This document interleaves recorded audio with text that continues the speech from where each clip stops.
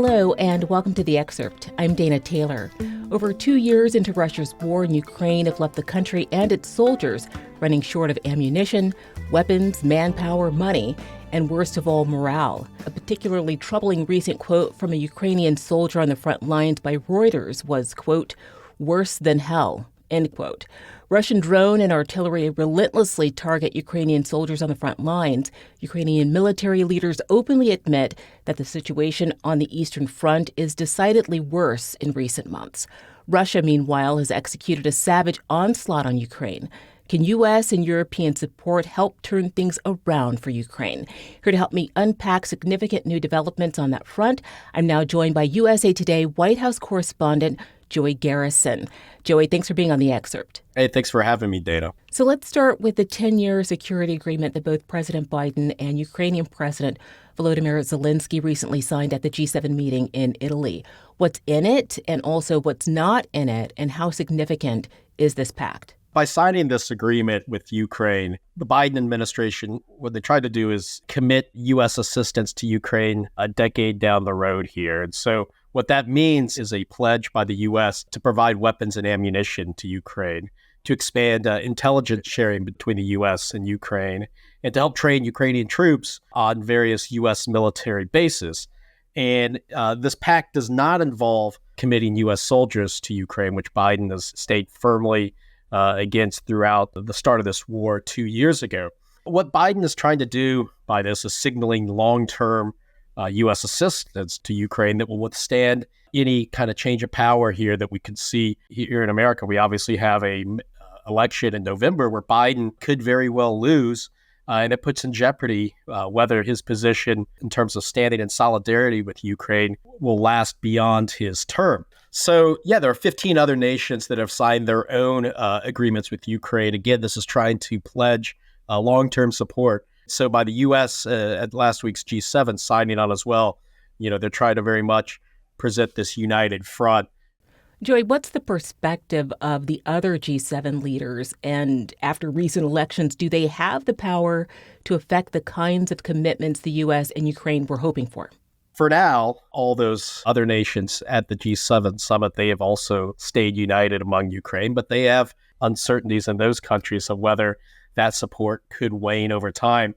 We saw in Europe a week and a half ago, right-wing groups having major success in the EU parliamentary elections in both France and Germany. And, though there's not an immediate threat to pull back support from Ukraine, it does raise questions whether some of these nations will be there in the long term based on political changes on the ground in other European nations. Generally, though, I think there is a thought that those nations in Europe will remain committed to Ukraine, if nothing else, because they are much closer to the war itself. If Russia were to take control of Ukraine, it has raised questions whether Putin would stop there or move to other eastern former blockade countries to the east of Russia. So I think that is something to keep in mind when we think about the support of other nations for Ukraine. There were also new sanctions announced against Russia's financial sector, as well as Russian individuals and companies helping Russia's war efforts. Tell me about those. Yeah, this is a big deal. $50 billion was committed to Ukraine by G7 nations that will come in the form of a loan from various countries, including the U.S., and then backed up and paid back by the interest on foreign Russian assets that have been seized. And, this is essentially taking advantage of the capital and the interest from, the various yachts, et cetera, that have been seized as a result of the war from people with close ties to Putin. And so this is kind of a novel way to help Ukraine with its various resource issues in terms of having enough weapons, et cetera. But it's still a little unclear. We tried to get answers from the White House the other day in terms of when they're going to start seeing this money and how quickly it'll get to them. A lot of those are going to be answered here in the weeks and months ahead. There have also been sanctions imposed on prominent Russian individuals since the war began. How much has the U.S. and its allies cumulatively been able to seize here? And do we know how those monies have been spent? Yeah, Biden administration officials say as much as $280 billion have been seized from various bank accounts from Russian officials officials close to Putin. How that money has been spent, it hasn't been spent. And so the interest on some of those assets is what will be paying back that $50 billion package that the G7 nations have awarded Ukraine to help them with the war long term. And has there been any blowback on Russian President Vladimir Putin by Russian individuals whose assets have been seized? Has this strategy been effective at all? All of these efforts are aimed at crippling the Russian financial sector and to penalize people who they believe have been enablers of Putin to orchestrate this war. But, it has not stopped or deterred Putin from continuing his onslaught in Ukraine, from continuing that war. So in that regard, it's not been a successful measure. Obviously, this is also a presidential election year that some argue is the most consequential in a generation. How might the U.S. relationship with Ukraine change if Donald Trump is reelected to the White House?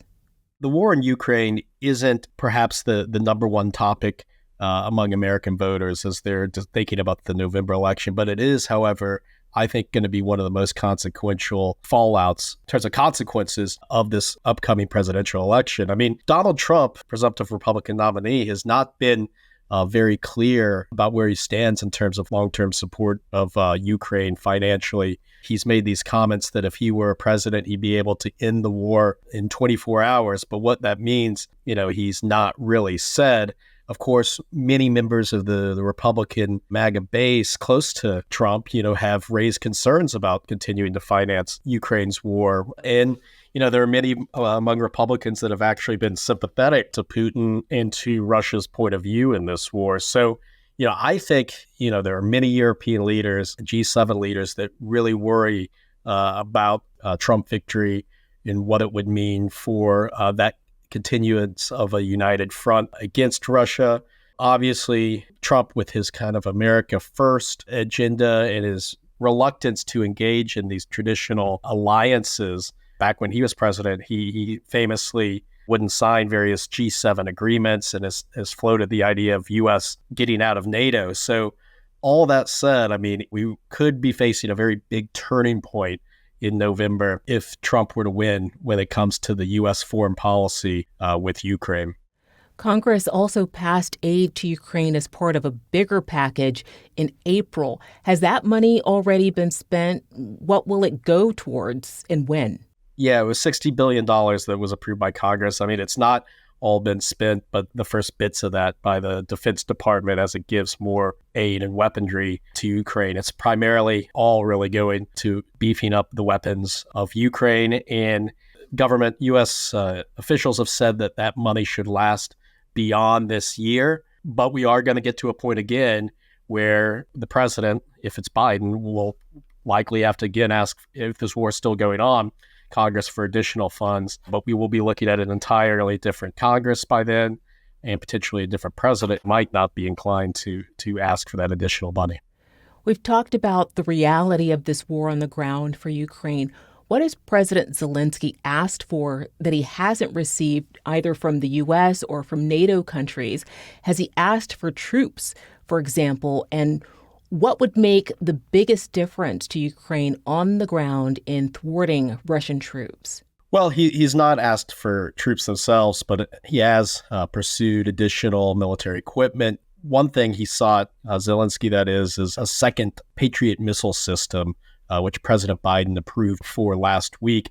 This system, essentially an air defense weapon using radar systems and mobile launchers that can fire back at incoming missiles coming towards Ukraine. This has been important because Russia has made inroads in terms of attacking Ukrainian infrastructure, electrical grids, those sorts of things. So this missile system is supposed to help protect Ukraine. Another thing that he has sought, Zelensky, that is coming are F-16 planes that'll be sent by various European nations.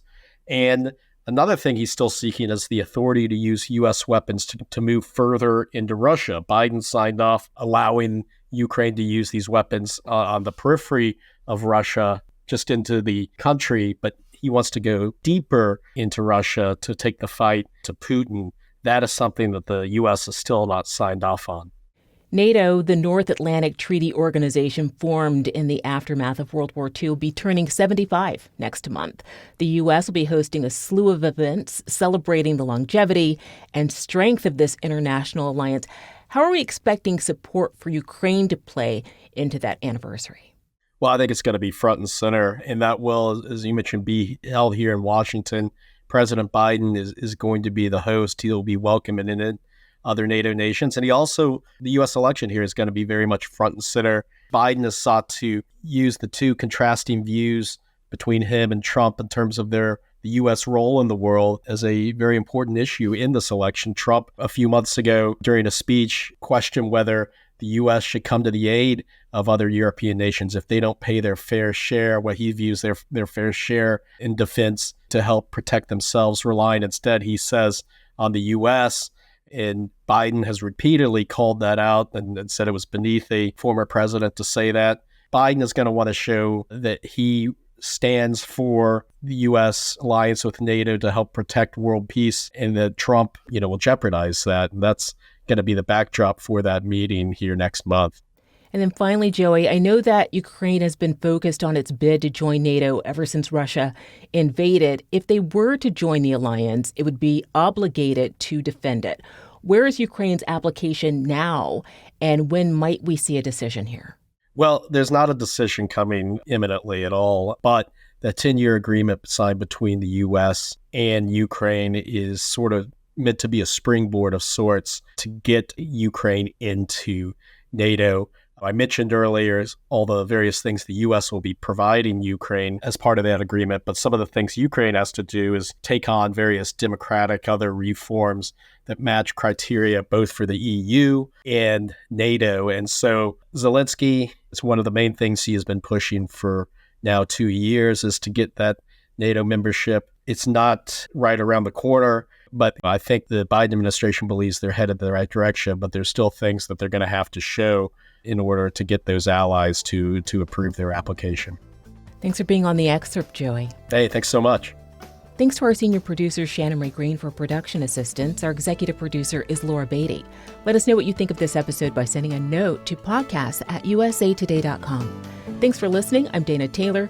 Taylor Wilson will be back tomorrow morning with another episode of The Excerpt.